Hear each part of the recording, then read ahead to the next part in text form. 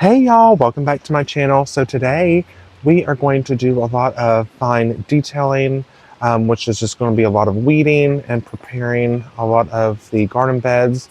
Like this one, has the eclipse hydrangeas. I'm going to, obviously it's taken by weeds, and it also has a weed barrier. Obviously those do not work. So I'll tell you how to better prevent them and some tools I'll be using to easily weed. So I'm going to do this bed. I'm going to do this bed where the heuchera was. I'm going to do around in this area and just mainly the backyard. This evening, it's a beautiful day. It's like probably like 77. There's a light breeze. It just feels perfect. And then obviously I got my best helper out here, Albus. All right, so it's going to be, like I always say in every video, it's going to be super fun. So don't forget to like, comment, subscribe. All right, let me show you what I'm working with. So it just has a lot. It looks like henbit, and there are my hydrangeas, and here is the black liner. So here we have 5 hydrangeas through here. So I think first things first, what I'm going to do, and there's little limbs here too, is I think I'm going to try to rip the liner and see how much I can get, because the weeds might be on the surface of the liner. That way I can just rip it off. And then what I can't get, I'm going to have my mattock here, and then my handy dandy bucket, which has my hory, a spade, little hand rake, little weeder here. So, and then I have my knee pads. So that's what I want to do first. Get my gloves and see how much I can rip up with my hands of the liner.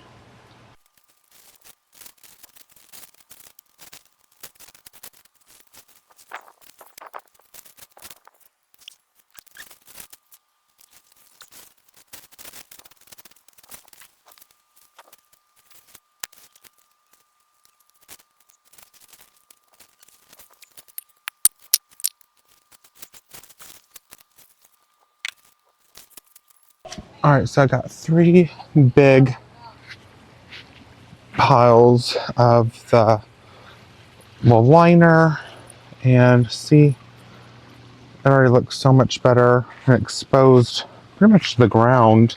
But I knew it would already get up a lot of the surface weeds, and that's what weeds exactly are, and that's why those do not work. All right, so let me tell you, the best way to prevent a weed is to either snuff it out, and that just means to overplant. So, because weeds are very competitive, wherever a seed is going to drop, it's going to grow. And so it's kind of like what I did with my shade garden. The crimson clover is almost kind of like a cover crop, and it just outcompeted the other weeds. Another weed prevention is to you prevent them before they even start. And all a weed is a plant misplaced. So if you don't want it there, typically that's why you want it gone in that area.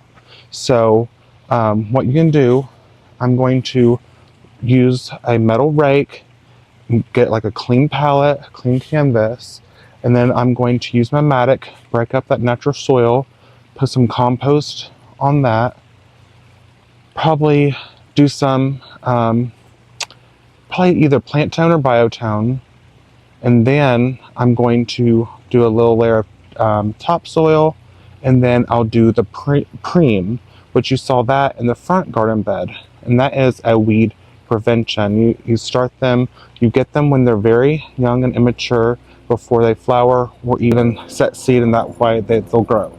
And then instead of the liner, you want to use a mulch.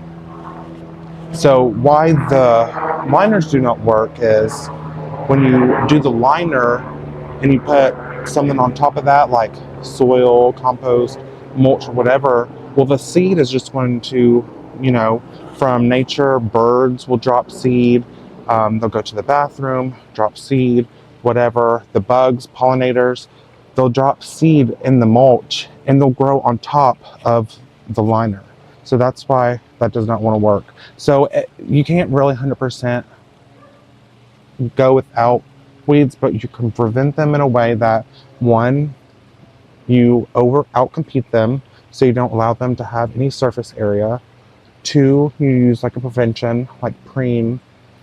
And then two, you stop them when they're young. You don't let them flower. You catch them. So if you see something like a little green thing, pull it up fast and dispose of it. So now, so let's finish up. I'm going to use a metal rake, and then when I can't get out of that, I'll probably use my hand, like the hand rake, my hoary, or whatever, the matic. That'd be great.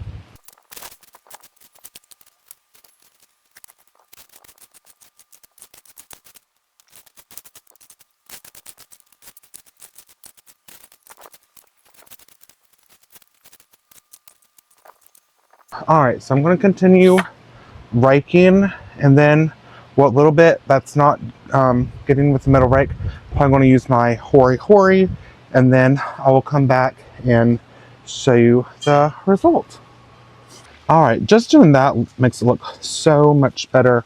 There's one thing that I didn't get, and I just had to show y'all. I was in shock. So this is a rose from a rose garden. It just kind of surprised us. So I'm going to uproot that and pot that and probably give that to the plant sale that we're coming up in the end of April, that my Master Gardener Association is putting on. But right now, all I'm going to do is I got a wheelbarrow full of my compost and the plant tone. I'm going to hit it with a matic, roughen up that natural soil, work it in with the compost, and then throw the plant tone on that. And then I will top dress it with the garden soil.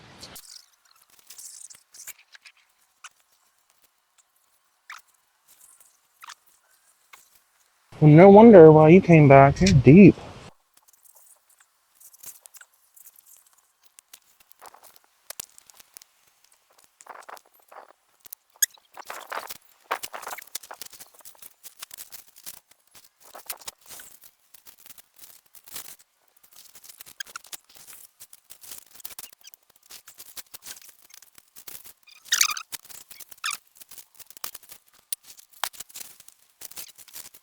Okay, y'all, so I'm over here. This is where I planted my black cohosh, but I've got to show y'all. It's kind of a really cool, neat little thing, but this is called a twisted trillium, and this is an ephemeral. Look how beautiful. And they bloom in April and May, and ephemerals just mean, I think they're short-lived. So I think they can live up to 25 years, but the bloom itself, it maybe only will last maybe a week. So I'm going to keep my eye on it, but I did not know that one was right beneath my deck. And obviously it likes a very shaded area, so that's why it's over here. But how cool is that, y'all? It is just beautiful. I'm so excited to see this. That is so cool.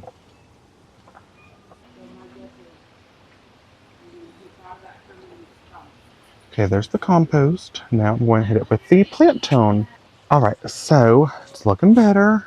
Little step by step, but that is the compost. It's the Espelma plant tone. I decided to use that because we have some established plants here. And then with my little lambs here, we are going to get some new lighting.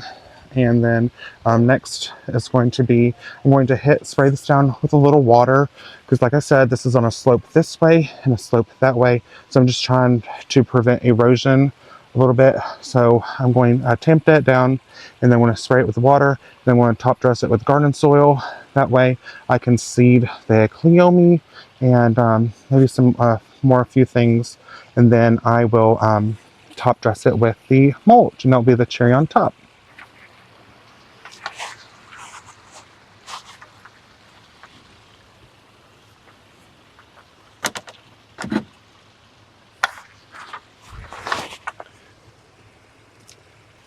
All right, y'all, so I'm just finishing up spreading out my garden soil, and the last thing I'm going to do today, I'm working out too. It's getting dark out, which has been kind of a common thing, but I'm going to preen it like I did the front, and preen is just a weed preventer. It doesn't stop it, but it's going to stop the seeds from maybe germinating.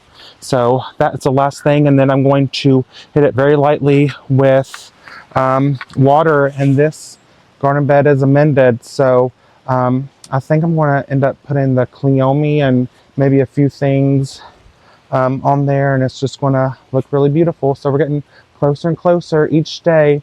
And then probably in the next video, I will go around. Obviously, this took a lot longer than I expected.